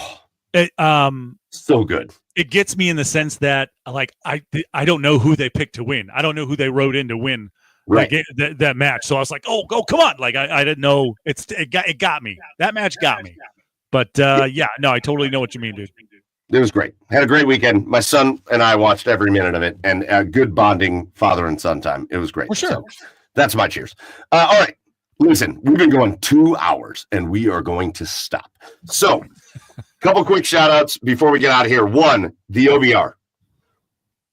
For hosting us and being the host of the Garage Beers podcast here on the OBR. Again, the OBR is the best place for Cleveland Browns coverage in all of Cleveland. and they allow us to come on and talk about the Cavs and the Guardians and the Blue Jackets and wrestling and whatever the hell we want to talk about, and the Browns as well. We love the OBR for hosting us and for everything that they do, but also for tonight, our special guests, Jeff Lloyd, Brad Ward, Jack Duffin, Barry McBride, the founder of the OBR. We had all of them on. We had a great Browns conversation. And again, the point of that was to get you excited for the Draft Cave. It happens Thursday, 7 p.m. We will be live talking about all things NFL draft. We'll bring you all the picks. We'll get you analysis on everything the Browns do. And frankly, if you watch the show tonight, what you'll find is we're just going to have a good time.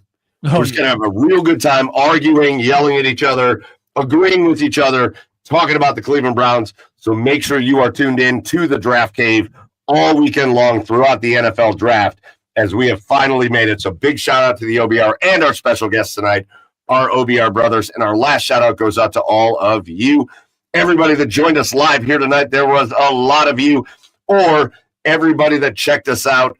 Either you're watching us later on YouTube or Twitch, or you're listening to us on Apple or Spotify or wherever you get your podcasts. Big shout out to you for supporting us. We love you. We thank you. And we do everything we do because you guys enjoy it. So we really appreciate you. That's going to do it for episode 260 of the Garage Beers podcast. For Joey, who is still driving to Seattle, he wasn't here, but go follow him at Garage Beers Joe. For Chad at Garage Beers Chad, I am Michael Keefe at Garage Beers Mike. Go follow the show at The Garage Beers on all the socials, and we will see you next week for episode 261. Until then, cheers, everybody.